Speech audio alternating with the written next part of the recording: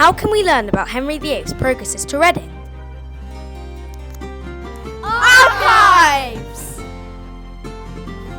Today we're visiting our local archive. What's that? Let's go and find out. What is an archive? So this is a really big question. It's a really good question, but a very big question. So according to the National Archives, they say that archives are a collection of information. So they are primary sources and they provide first-hand information or evidence relating to historical events or figures. So a conscious decision has been made to contain the documents, basically, to gather the information, to conserve them, and to keep them because of their historical value or significance. So archives also have a mission to make this information accessible to as many people as possible and to open access as much as we can. What does an archivist do? So an archivist helps to care for, catalogue and provide access to archives. So during our day-to-day work we catalogue new collections, carry out preservation work, answer inquiries from the public and help researchers in the search room. How many documents do you have here? So our locations database says that we have about 250,000 entries, but that includes boxes which contain multiple items or bundles of items. So it's really hard to say exactly how many we have, but upwards of 250,000, What different types of documents do you have? So we've got a huge variety of records. These include things like council papers, court records, books from hospitals, local churches, charities, family papers, title deeds, maps and lots more. We also hold electronic records and items and objects that aren't the written word. Basically, if it relates to the history of Berkshire and it's got some historical value, we're interested in taking it in. Can anyone use an archive? Absolutely anyone. It's absolutely free to visit and look at the documents that we hold.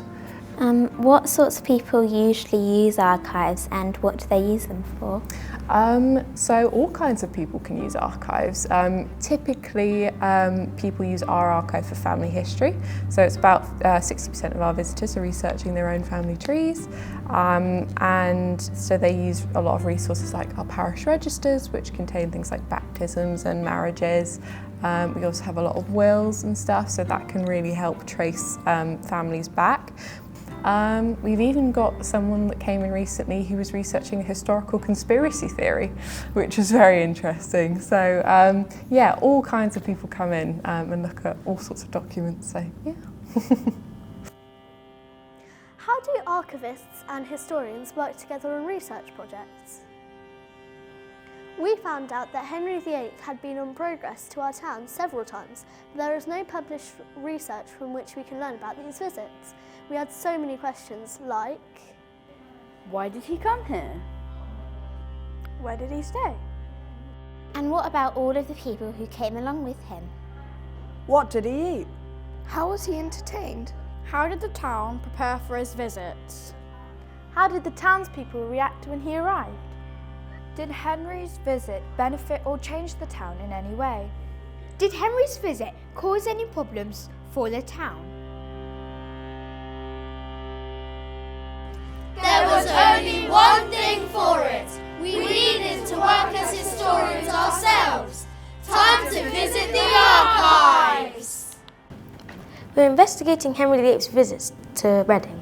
Do you have any documents that might help us? I'm sure we do. Let's go into the search room and I can show you how the catalogue system works. So I've popped into the strong rooms and got the document you requested from the catalogue. Here we go.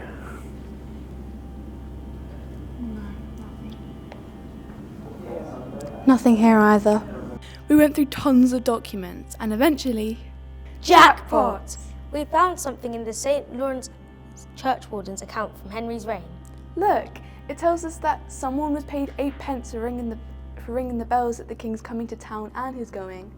Oh, and look, here it says the expenses of 6 shillings and 8 pence were paid to the king's painter as a reward for drying up the tabernacle. That's a tent or temporary building. This is so exciting. That's evidence they did bring the tents here. Okay, don't tell them everything. They're going to want to look at some of these documents for themselves back at school.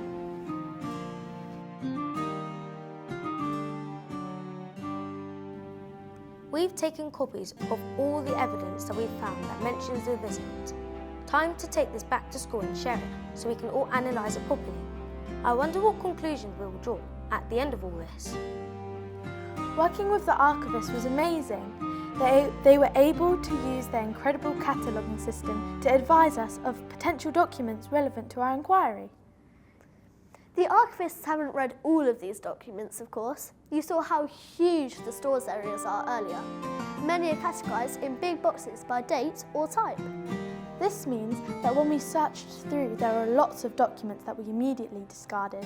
Perhaps they'll be useful for someone else in the future who comes in with a different question. You see, that's the thing. That's what makes history so exciting. It's the questions that we choose to ask that are important. Not all of those questions are possible to answer. Perhaps that evidence is lost now or never existed. Perhaps that will lead to further questions in itself. Either way, those questions might lead us to a box or file with documents in that haven't been seen for hundreds of years. Because no one has chosen to follow that particular line of inquiry before. And you might reveal something really exciting. History is dynamic. It's always changing. There's archives of evidence full of new things to discover about the past. It all depends on the questions we ask.